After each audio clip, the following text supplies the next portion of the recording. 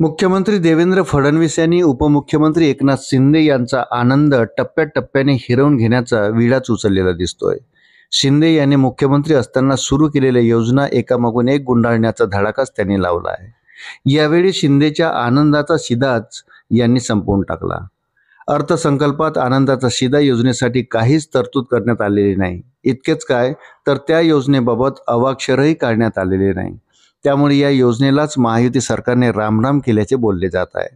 वृत्त सविस्तर जाणून घेण्याकरता चॅनलला सबस्क्राइब जरूर करा। राज्यावर असलेले लाखो कोटी रुपयाचे कर्ज आणि तिजोरीत निर्माण झालेला खडखडाट यामध्ये उत्पन्नाचे नवे मार्ग शोधताना जुन्या योजनांना कात्री लावल्याशिवाय महायुती सरकारपुढे पर्याय उरला नाही। आर्थिक चणचण असली तरी कोणत्याही योजनेवर त्याचा परिणाम होऊन देणार नाही असे मुख्यमंत्री देवेंद्र फडणवीस आणि अर्थमंत्री अजित पवार यांनी सांगितले असले तरी मिंदे सरकारच्या काळातील योजना मात्र एका मागोमाग एक बंद केल्या जात आहे। आनंदाचा शिदा योजनेच्या माध्यमातून राज्यातील 1,63,00,000 रेशनधारकांना सणासुदीच्या काळात 100 रुपयामध्ये 1 किलो रवा, 1 किलो साखर, 1 किलो चना डाळ आणि 1 लिटर पाम तेल मिळत होते। अर्थसंकल्पात अनेक योजनांना निधी दिला गेला, पण आनंदाचा शिदा योजनेचा मात्र उल्लेखही करण्यात आलेला नाही।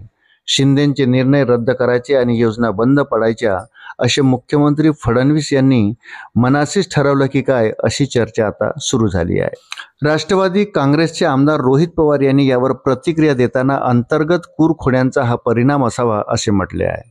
एकनाथ शिंदे हे सरकारमध्ये कुरखोड्याचे राजकारण करत असल्याचे मुख्यमंत्री फडणवीस आणि अजित पवार यांना वाटत असावे आणि म्हणूनच त्यांनी शिंदेंच्या योजना बंद करण्यास सुरुवात केली असावी असे रोहित पवार म्हणाले। अर्थसंकल्पात मिंदे गटाच्या मंत्र्यांना भाजप व अजित पवार गटांच्या मंत्र्यांपेक्षा कमी निधी, भाजपला 89,128 कोटी, 41 आमदार असलेल्या अजित पवार गटाला 56,563 कोटी तर 57 आमदार असलेल्या मिंदे गटाला 41,606 कोटी रुपयाचा निधी।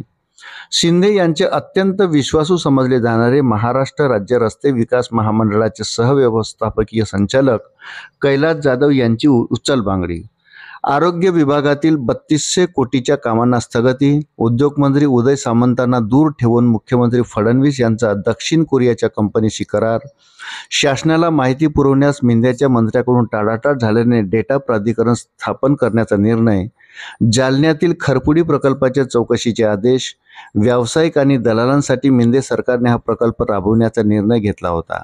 मिंदे आमदारांची वाय दर्जाची सुरक्षाच गृह विभागाने हटवली। महायुतीने निवडणुका डोळ्यासमोर ठेवून केवळ मतासाठीच या सगळ्या योजना तयार केल्या होत्या। आता पुढील निवडणुकांच्या आधी चौथ्या अर्थसंकल्पात या योजना पुन्हा आणतील असा टोला शिवसेना नेते खासदार संजय राऊत यांनी लगावला। आर्थिक शिस्त पाळताना भांडवली खर्चावर परिणाम होणार नाही याची काळजी घेत आहोत। हे करत असताना कोणतीही फ्लॅगशिप योजना बंद करणार नाही असे फडणवीस म्हणाले। ज्येष्ठ नागरिकांसाठी शिंदे यांनी निवडणुकीआधीच तीर्थाटन योजना सुरू केली होती। या योजनेसाठी यंदाच्या अर्थसंकल्पात कोणतीही तरतूद करण्यात आलेली नाही।